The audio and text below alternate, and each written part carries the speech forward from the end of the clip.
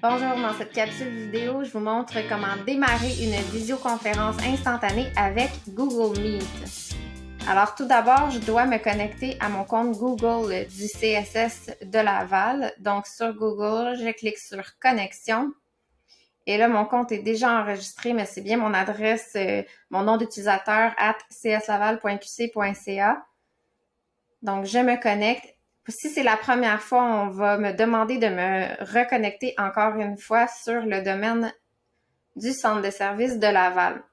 Ensuite, je vais avoir accès, dans le fond, à toutes mes applications Google. Vous les voyez juste ici dans le lanceur d'applications en haut à droite. Je clique dessus et j'ai l'onglet ici, l'application Google Meet. Si elle se trouve pas à cet endroit, ça se peut que vous soyez obligé de descendre un peu plus, surtout si c'est la première fois que vous l'utilisez. Alors, je démarre. Et vous voyez qu'en tant qu'enseignant, donc, on a la possibilité de démarrer une réunion ou de s'y joindre. Il faut que vous sachiez que les élèves n'ont pas la possibilité de démarrer une réunion. Ils peuvent uniquement se joindre à une réunion qui a déjà été planifiée.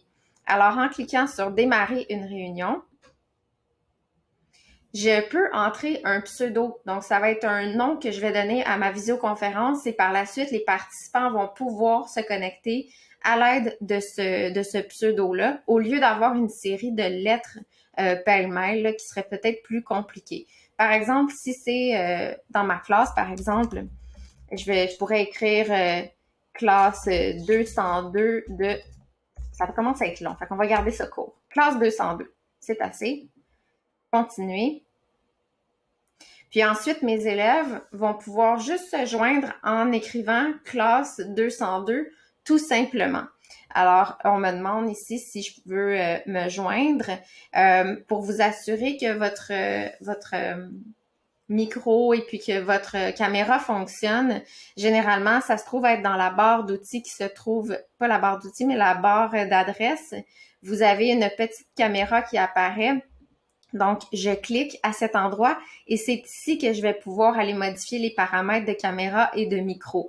Donc, par exemple, si j'utilise un écouteur avec un micro intégré, ça se peut que je sois obligée de venir changer ce que j'utilise comme appareil. Donc là, je cliquerai ici sur OK. Ça se peut que j'ai besoin d'aller dans Gérer pour gérer justement les accès pour permettre à la caméra puis au micro d'être accédé par l'application Meet. Alors, c'est à cet endroit que ça fonctionne. Ensuite, j'ai juste à cliquer sur « Se joindre maintenant ».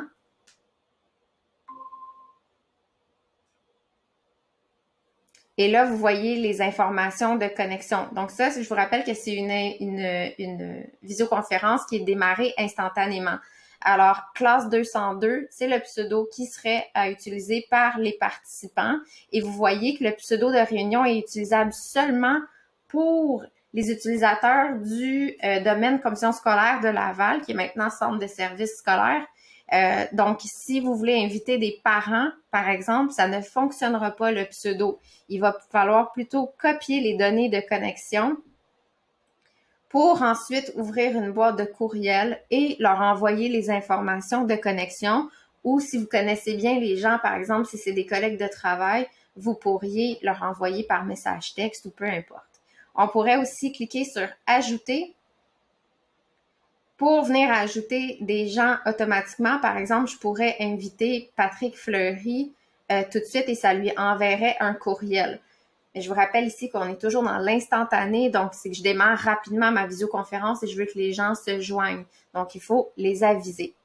Alors, c'est aussi simple que ça. Pour terminer ici, j'ai juste à quitter.